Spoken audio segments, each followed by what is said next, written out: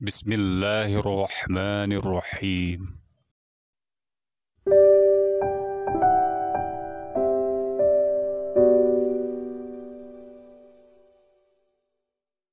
Dia telah merubah Hagia Sophia menjadi masjid, menggoncangkan masyarakat Katolik dunia. Dulu Hagia Sophia dibangun pada tahun 532 Masehi oleh Kaisar Justinian I, dan itu sebagai katedral yang menyempurnakan Bizantium sebagai pusat ortodoks seluruh dunia.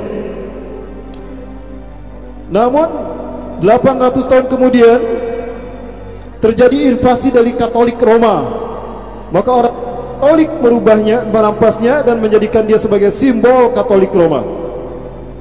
Maksudnya simbol ajaran Katolik. Maka orang Protestan Ortodok ini tersingkirkan. Nah, di masa Muhammad Fatih Allah bebaskan Hagia Sophia, dan amanah beliau buat secara tertulis amanah bahwa Hagia Sophia diwariskan sebagai masjid.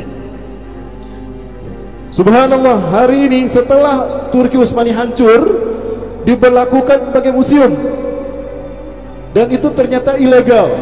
Maka pengadilan tinggi Turki memenangkan tuntutan Erdogan dan Muslim Turki untuk merubah Hagia Sophia sebagai masjid, karena bukti amanah tertulisnya ada dari Yayasan Muhammad Al-Fatih. Kenapa Paus Vatikan dia merasa tersinggung dan orang-orang mereka marah di seluruh dunia, tetapi mereka diam ketika banyak gereja di Eropa yang berubah menjadi masjid? Mereka diam saja. Ketika banyak jemaah Nasrani yang berubah menjadi Muslim, berpindah agama menjadi Muslim, mereka diam saja, termasuk Paus. Tapi giliran Hagia Sophia dirubah menjadi masjid, mereka ribut. Karena Hagia Sophia simbol kemenangan Islam atas agama-agama selain Islam. Allahu Akbar. Satu hal juga yang sangat luar biasa dikemukakan oleh Erdogan. Setelah Hagia Sophia saya rubah menjadi masjid, maka berikutnya yang akan saya merdekakan adalah Al-Aqsa, kiblat pertama umat Islam. Artinya apa? Beliau membawa kita kepada pertarungan besar, pertarungan pertarungan dalam peradaban akhir zaman. Orang-orang menyebutnya Armageddon. Sudah siap Bapak Ibu? Rasulullah tidak menyebutkan Armageddon. Yang saya tahu Rasulullah menyebutkan Al-Ahzab, di mana 80 negara akan bersekutu, membawa 12.000 pasukan setiap negara, setiap panji. Artinya 1 juta orang akan menguasai Antiok, A'mak dan Dabik. Di mana itu? Di Turki. Artinya, apakah ini isyarat kehancuran Turki? Bisa jadi. Maka itu isyarat kedatangan Imam Mahdi telah dekat. Karena ketika Turki jatuh kembali kepada pasukan Romawi, maka di saat itulah Al-Mahdi akan mempersatukan 3 pasukan terbaik dunia: Ahlus Syam, Ashabur Rayatis Sud, dan Taifah Mansurah di bumi yang Allah berkahi, Syam, Suriah. Di mana pertemuan mereka? Di masjid yang terdapat menara putih tempat Nabi Isa diturunkan. Subhanallah. Artinya Bapak Ibu rahmati Allah, kita telah dekat dengan peristiwa-peristiwa besar dunia. Pertanyaannya, sudah siap menyambut peristiwa-peristiwa besar itu? Ya. Sudah siap menyambutnya? Takbir. Baik, kita belah malam ini sampai jam 11. Siap? Baik, kita belah sekarang. Gak apa-apa pada kayak lanjut. Baik, berikutnya ada satu yang belum saya bahas dari WTC. Kenapa harus 2001? Dan ini terkait dengan apa yang dilakukan Erdogan. Pernyataan Erdogan, ini proyek mereka yang dimulai dari penghancuran WTC. Kenapa harus 2001? Baik, saya perlihatkan ini.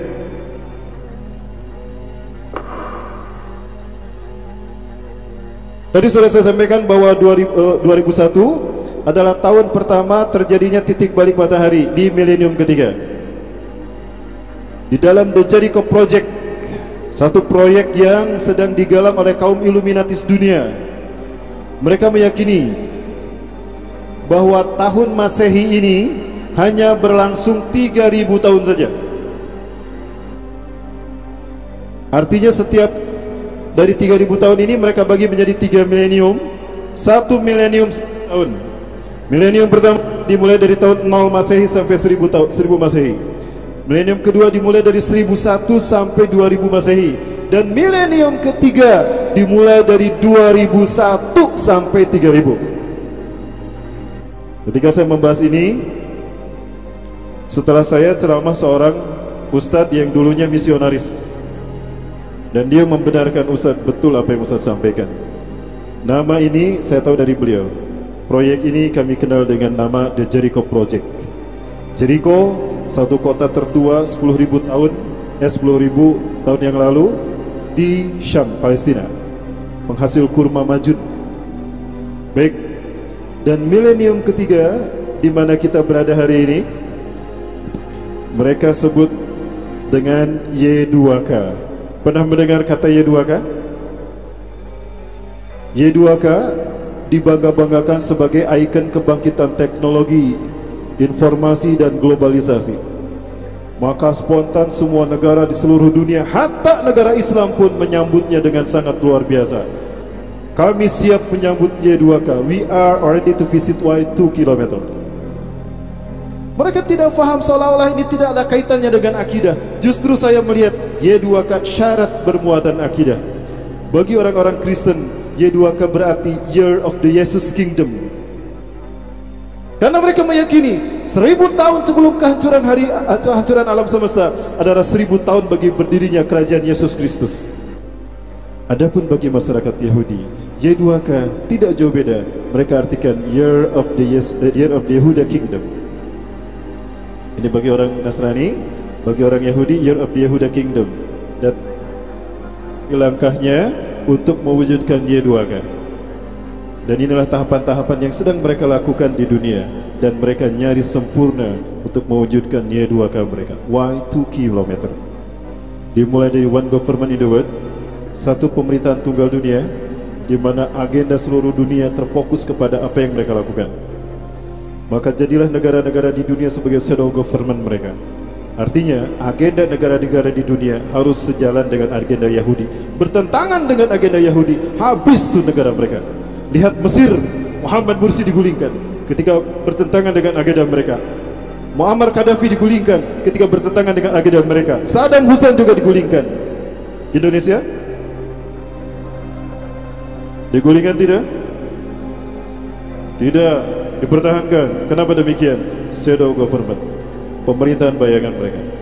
Betulkah demikian?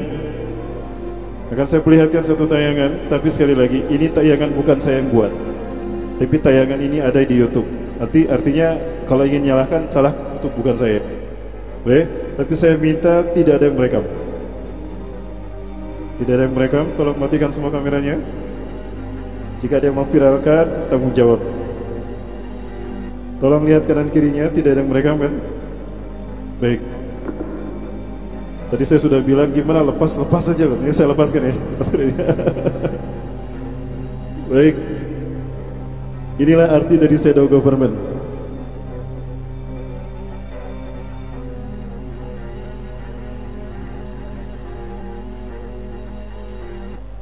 Adalah sebuah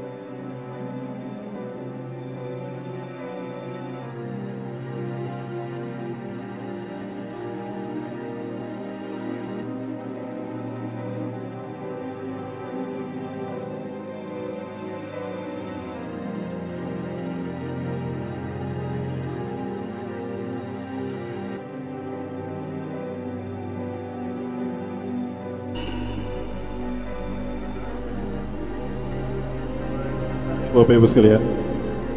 Baik, berikutnya agak sedikit pedas.